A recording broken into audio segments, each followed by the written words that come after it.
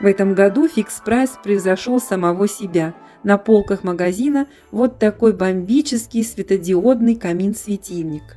Работает от 3 пальчиковых батареек с эффектом живого огня.